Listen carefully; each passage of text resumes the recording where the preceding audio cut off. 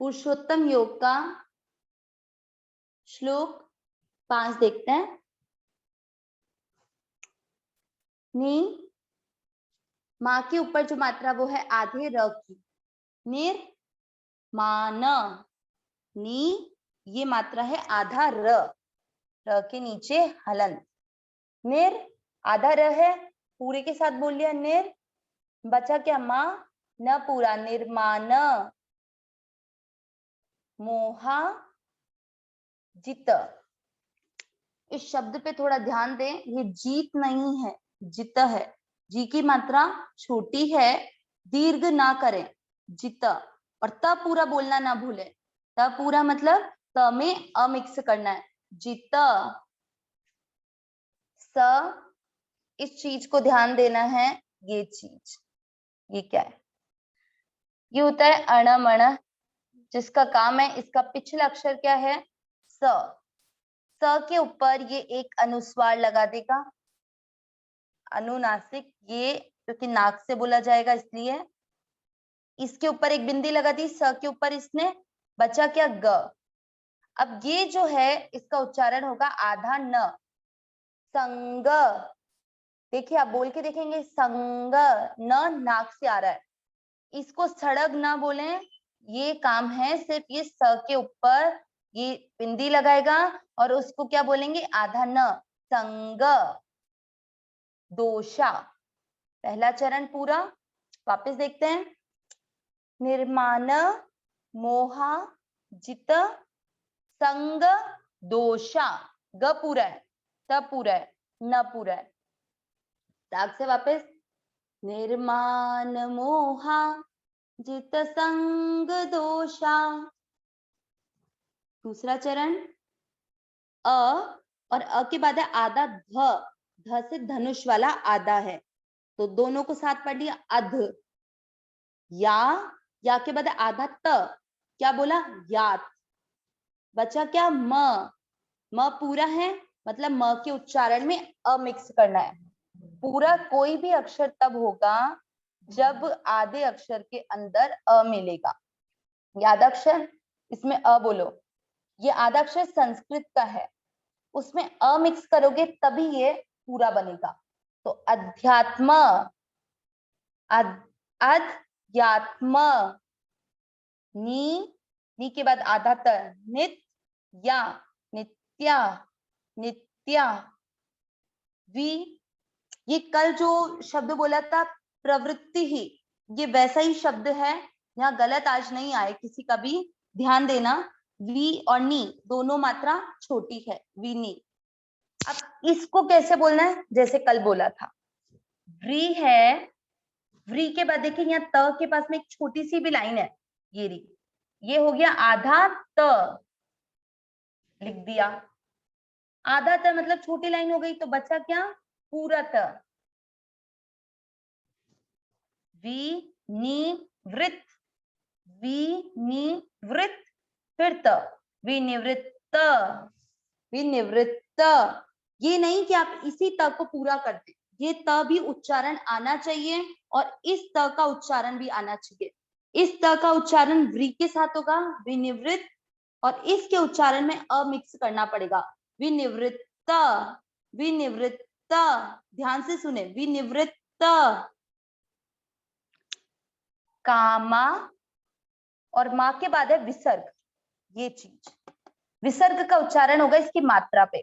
माँ किसकी मात्रा है, आ की, तो विसर्ग को पढ़ेंगे हा, कोई विसर्ग ना छोड़े, कामाहा, कामाहा। दूसरा चरण वापस ध्यान से, अध्यात्म नित्या विनी, ध्यान दे, विनिवृत्त कामाहा। एक बार वापस, अध्यात्म नित्या विनिवृत्त कामहा। अब पहला और दूसरा चरण साथ में, निर्माण मोहा जित संग दोषा अध्यात्म नित्या विनिवृत्त कामहा। तीसरा चरण, आज के श्लोक में कुछ कुछ शब्द थोड़े से कठिन है, लेकिन अगर हमको उनको तोड़ना आ गया, उनको सरल करना आ गया, तो उच्चारण एकदम शुद्ध आएगा। जैसे कि इसमें था, ये आधा त और पूरा त दोनों उच्चारण में आने चाहिए। ठीक इसी तरह तीसरे चरण का पहला शब्द ध्यान दें, द, और द के यहाँ नीचे देखें ये लिखा है व पूरा है और द आधा है। मतलब ये चीज लिखी है तो इसका मतलब हुआ कि द आधा है और व पूरा है। क्या पढ़ेंगे इसको? द्व। जो पूरा है उसमें अ मिक्स करेंगे, द्व, आधा न, द्वल। क्या बोला? द्व, द्वन, द्वन। वापस ये क्या हो गया? यहाँ पर क्या है इसको ध्यान दें, जहां पर द्व तो वैसा का वैसा है, लेकिन उस पे आई की मात्रा आ गई। तो हमने क्या बोला था कि ये आधा द होता है और वह पूरा होता है। अब जो पूरा है उस पे मात्रा लगा दो आई की, द्वन, द्वई। इस शब्द को एक बार आराम से सुने, द्व, द्व के बाद न, द्वन, द्वन, फिर वापस क्या हो गया? द्वई, द्वन, द्वई, द्वन। देखिए व पूरा है, द्वन, व के साथ आधा न जुड़ा इसलिए वन हो गया, द्वन, द्वई, आई की मात्रा, द्वई, र आधा है, देखिए र के नीचे हलंत है, तो द्वैर, द्वन, द्वैर। वापस द्वन, द्वैर। विमुख। अब मुंह के बाद आधा क है तो मुख, विमुख, ता के बाद विसर्ग, विसर्ग का उच्चारण इसकी मात्रा पे, आ की मात्रा है तो विसर्ग को पढ़ा हा, विमुक्ताहा, विमुक्ताहा। सुख, सुख, ख पूरा इसलिए सुख दुख कोई ना बोले, सुख, ख में अ मिक्स करना है, दुख, दुख। इस शब्द को स, ये तो आ गया द्वंद्वई। अब आगे वाला वर्ड क्लियर करते हैं अपन, क्या लिखा हुआ है? स, स के बाद में ये जो चीज है ना, इसका काम और इसका काम सेम रहेगा। हम सब हिंदी की वर्णमाला जानते हैं, क, ख, ग, घ और ण, ये वाला अणा आता है, च, छ, ज, झ और ये वाला अणा आता है। तो ये दोनों अण है, इसको हम क्या बोलते हैं? अनमन, कुछ नहीं। तो इनका काम कुछ नहीं है, सिर्फ ये पिछले जो इसके अक्षर होते हैं उस पे बिंदी लगा देते हैं। यहाँ पर हो गया सुख, दुख, स है, स पे इसने ये अनुस्वार लगा दिया।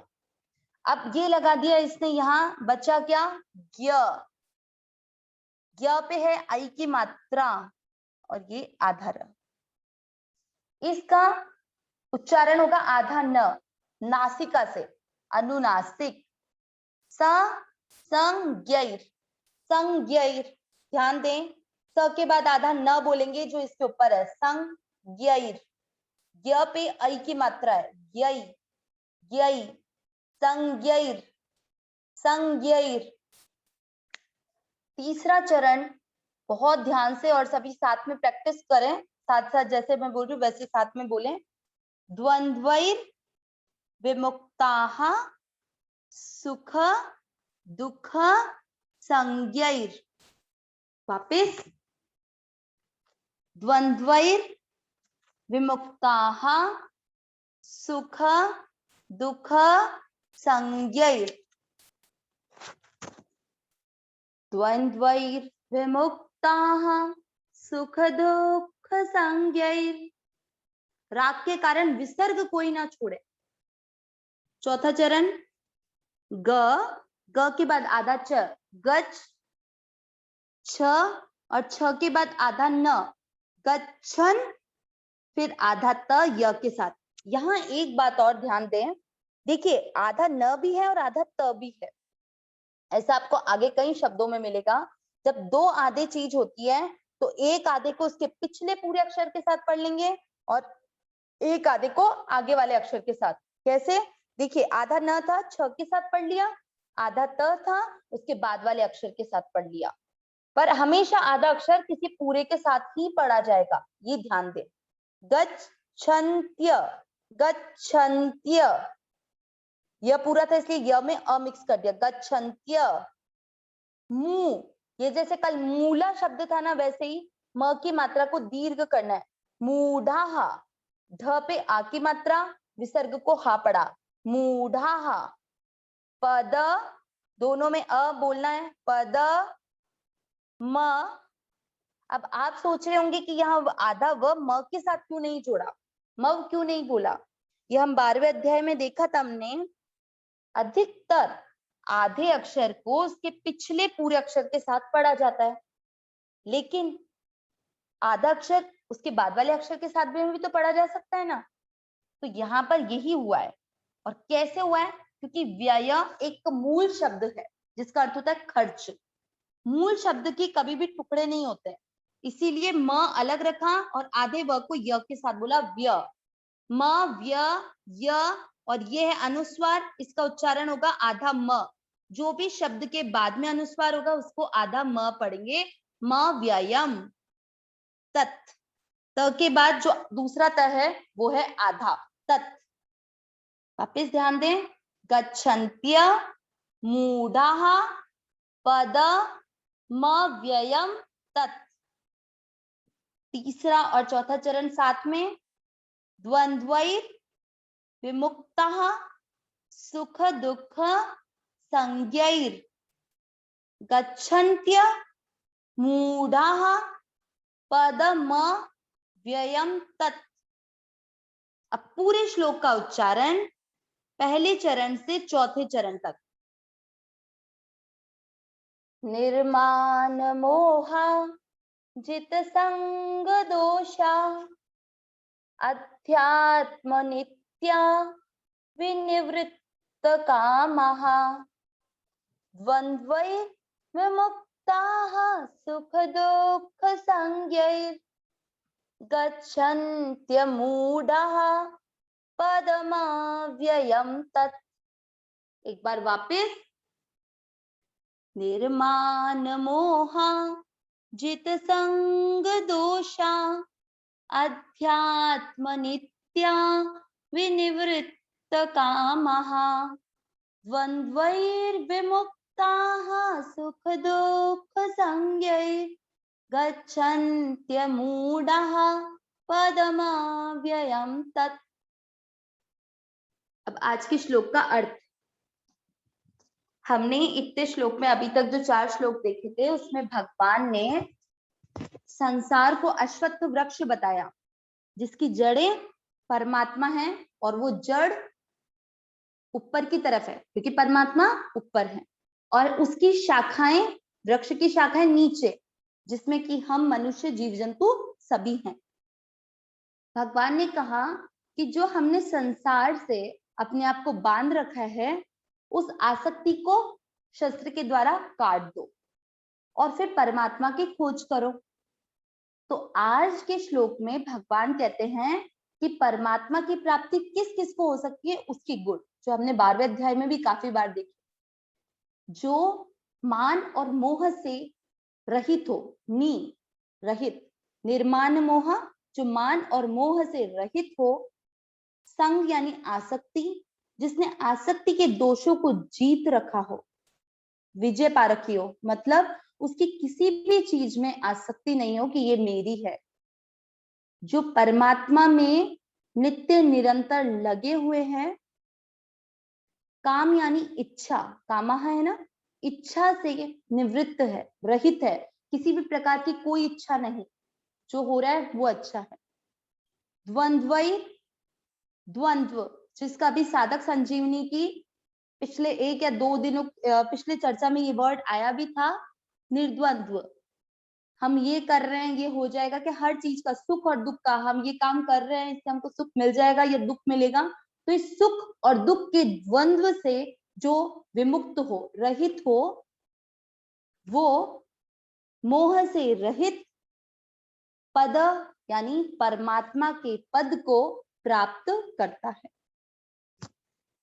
नारायण नारायण।